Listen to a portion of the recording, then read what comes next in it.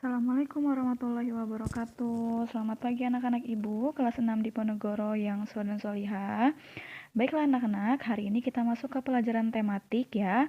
Kita masuk ke subtema 1 pembelajaran kelima. Nah, silakan anak-anak buka bukunya halaman 53. Nah, sambil disimak, hari ini kita akan belajar SBDP ya. Seni budaya dan prakarya mengenai seni tari. Nah, yang kita bahas hari ini adalah hal-hal yang mendukung keindahan pola lantai. Nah, pertemuan kemarin kita sudah belajar beberapa jenis pola lantai. Ada pola lantai yang lurus dan yang lengkung. Yang lurus itu ada horizontal, vertikal, zigzag, dan kalau yang lengkung ada lengkung ke depan, lengkung belakang. Nah, sekarang kita bahas nih, apa saja sih hal yang mendukung keindahan pola lantai? Nah, coba perhatikan di sini. Pernahkah anak-anak melihat tarian ini? Atau ini? Nah, pada gambar yang pertama, nah ini adalah merupakan tari jaran kepang yang berasal dari Yogyakarta. Dan yang ini adalah tari bedaya dari Yogyakarta. Nah, pola lantai jaran kepang ya itu kelihatannya lebih sederhana dibandingkan bentuk pola lantai tari bedaya. Nah, pada tari jaran kepang itu pola lantainya berbentuk garis horizontal ya dan tidak mempunyai maksud apapun. Tapi kalau misalkan tari bedaya, pola lantai yang dikenal itu dengan nama rakit lajur ya yang bermaksud menggambarkan 5 unsur yang ada pada diri manusia, yaitu ada cahaya, rasa, sukma, nafsu, dan perilaku. Jadi, kalau misalkan pola lantai ini ada yang memang hanya keindahan, ada juga yang memiliki makna tertentu. Oke, selanjutnya ada beberapa hal-hal yang mendukung keindahan pola lantai, ya, ada 5. Yang pertama itu adalah bentuk pola lantai itu sendiri, ya. Jadi, apakah bentuk pola lantainya itu garis lurus ataukah garis lengkung. Kalau garis lurus juga macam-macamnya banyak. Ada yang horizontal, ada yang vertikal, ada yang zigzag, ada yang diagonal. Nah, kalau garis lengkung juga ada. Ada yang lengkung ke depan, lengkung ke belakang, ada yang lingkaran, seperti itu. Yang kedua adalah maksud pola lantai.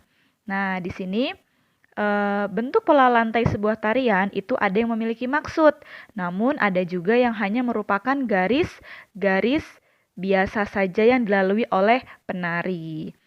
Nah, jadi kalau misalkan supaya memiliki keindahan yang bernilai tinggi, maka sebaiknya pola lantai itu memiliki maksud tertentu dan maksud dari pola lantai harus sesuai dengan tariannya.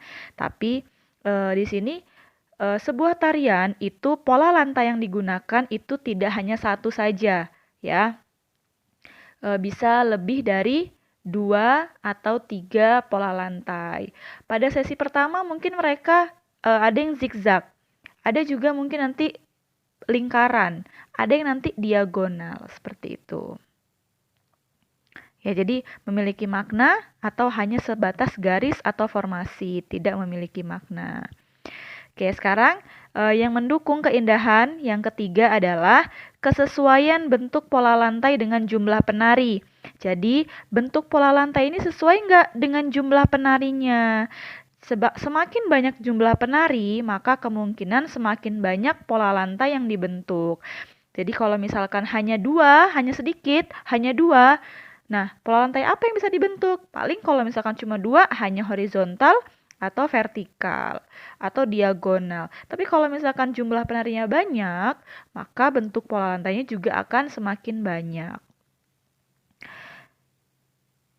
Oke, selanjutnya yang keempat adalah kesesuaian bentuk pola lantai dengan ruangan. Nah, ruangan juga mempengaruhi nih. Jadi seorang penari itu menari di ruangan yang bermacam-macam.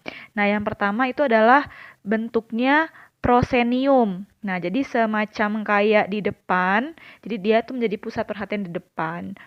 Nah, seperti ini ya, prosenium. Diingat-ingat ya bentuk ruangannya. Terus yang kedua, ini adalah pendapa.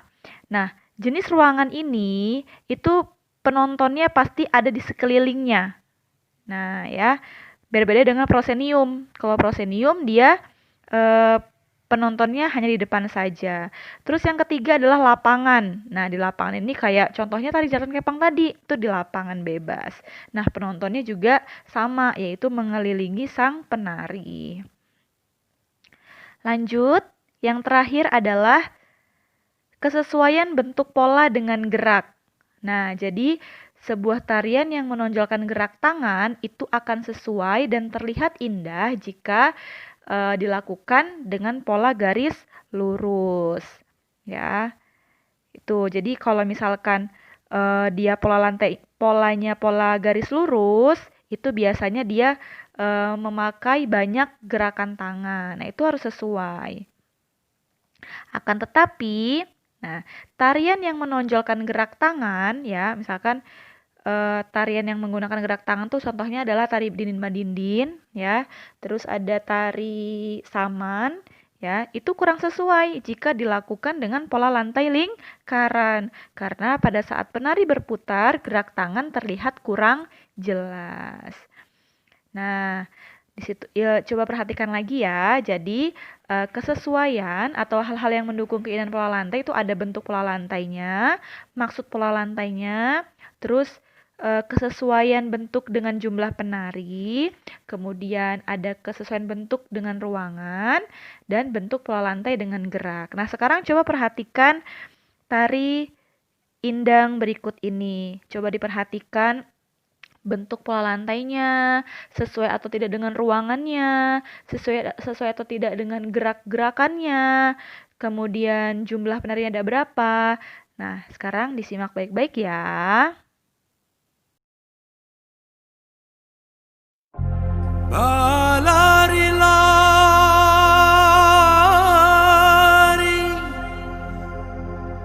bukan yoki jang pandang tajamu di muaro Kami bernyanyi jotari indah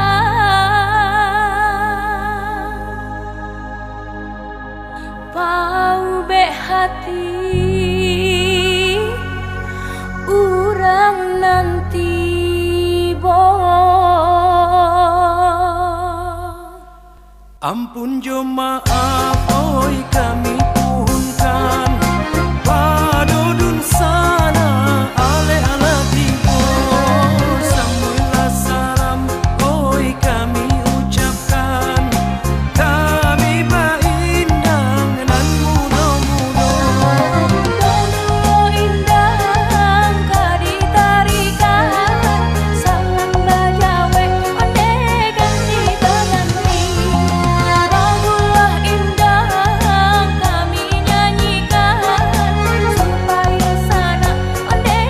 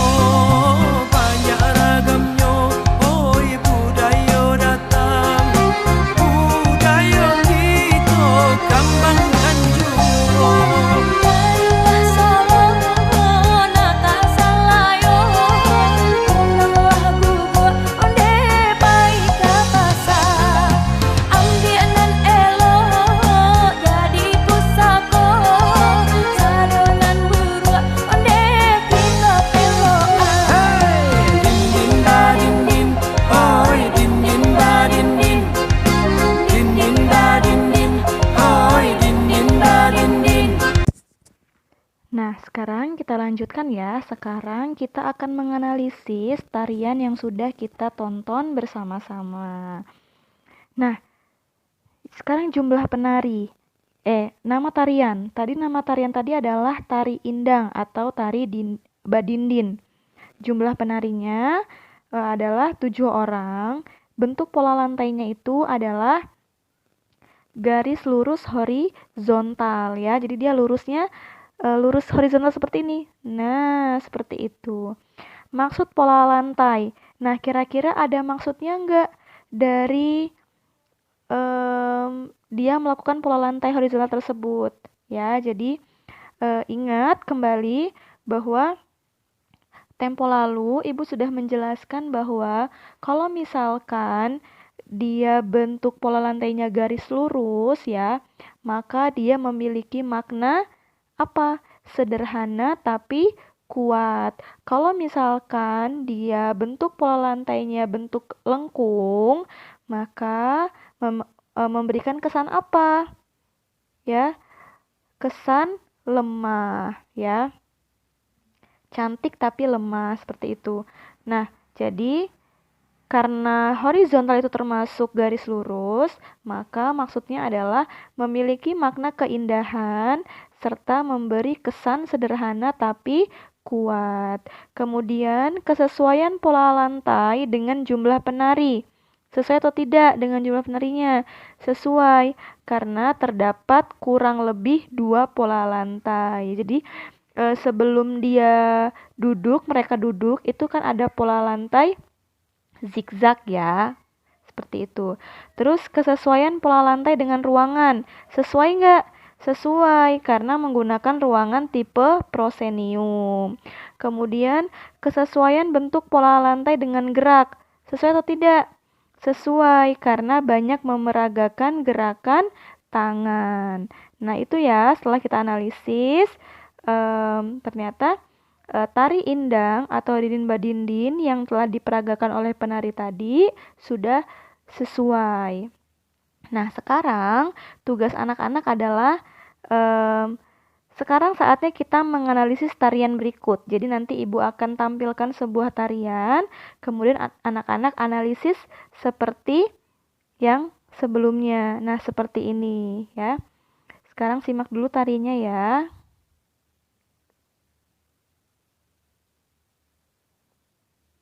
Oke, tari piring dari Sumatera Barat.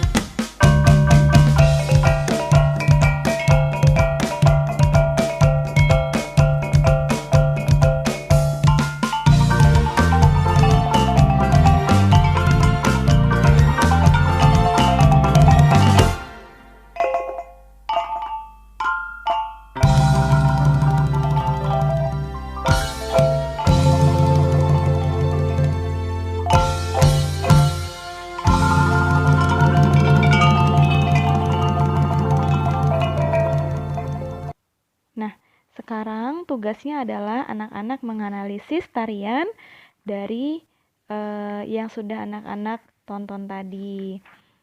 Nah, sekarang anak-anak tulis nama tariannya apa, jumlah penarinya berapa, bentuk pola lantainya membentuk pola apa, dan lain-lain. Nah, diisi hampir sama seperti yang sudah Ibu contohkan tadi. Nah, anak-anak ini mengisinya di halaman 54 ya, di bagian ayo rumuskan. Di situ sudah ada soalnya, anak-anak tinggal diisi saja ya. Selamat mengerjakan anak-anak Ibu dan semangat. Mungkin itu saja pelajaran kita hari ini. Ibu akhiri. Assalamualaikum warahmatullahi wabarakatuh.